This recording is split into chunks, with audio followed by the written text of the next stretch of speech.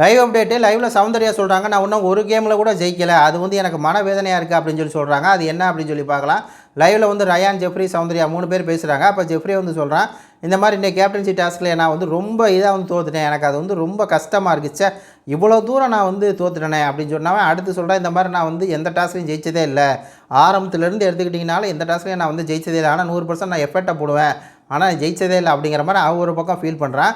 அதுக்கு சௌந்தர்யா என்ன சொல்கிறாங்க அப்படின்னா, நான் வந்து இந்த வீட்டில் இருக்கேன்னா அது காரணம் வந்து மக்கள் தான், 75 நாள் இருக்கேன்னா மக்கள் தான் என்னை வந்து ஓட்டு போட்டு இருக்க வைக்கிறாங்க, ஆனால் எனக்கு என்ன ஒரு மன வலியாக இருக்குது, மன வேதனையாக இருக்குது அப்படின்னா, என்னால் ஒரு டாஸ்க் கூட ஜெயிக்க முடியல, ஒரு போட்டியில் ஒரு வீக்லி டாஸ்க் கூட என்னால் ஜெயிக்க முடியல, அது நான் முதல் ரவுண்ட்லேயே வெளியே வந்துடுறேன், கடந்த 5 வாரமாக என்னால் வந்து எதுலேயுமே இது பண்ண முடியல, ஆனால் நான் ஃபுல் எஃபர்ட் போடுறேன், நல்லா முயற்சி பண்ணுறேன், ஏதோ ஒன்று எனக்கு மிஸ் ஆகிட்டே இருக்குது, அதே மாதிரி இங்கே கேப்டன்சி அந்த மாதிரி விஷயங்களே நான் வந்து தோற்றுருக்கேன், இந்த வீக்லி டாஸ்க் எல்லாத்தையும் நான் தோற்றுருக்கேன், அது எனக்கு ரொம்ப மன வலியே தருது, முதல்லே வெளியே வர்றது இதாக இருக்குது, டீமாக விளையாண்டாலும் அப்படி தான் இருக்குது, தனியாக விளையாண்டாலும் அப்படி தான் இருக்குது, நான் என்ன பண்ணுறது, ஆனால் வந்து மக்கள் என்னை நம்பி வந்து ஓட்டு போட்டு மக்களால் தான் நான் இங்கே இருக்கேன் அப்படிங்கிற மாதிரி மக்களை வந்து சொல்லிட்டு அந்த ஒரு மனவலி எப்போயுமே சவுண்டு வந்து மக்களை தான் நான் இருக்கேன்னு சொல்லும்.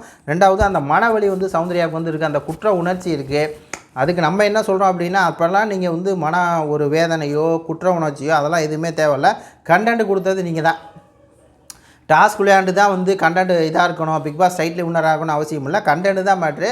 அப்படி பார்க்கும்போது பிக் பாஸ் சீசன் 8 மிக முக்கியமான கண்டென்ட்டு கொடுத்தது, எல்லா நேரங்களையும் ஏதாவது ஒரு கண்டென்ட் கொடுத்து பேசு பொருளாக பிக் பாஸை வச்சுருந்தது அப்படிங்கிறது நீங்கள் தான். அதனால் வந்து இந்த டாஸ்க்கு ஜெயிக்கலை, கேப்டன்சி ஜெயிக்கலை, கேப்டன் ஆகலை அப்படிங்கிறதுலாம் ஒரு பெரிய விஷயமே இல்லை.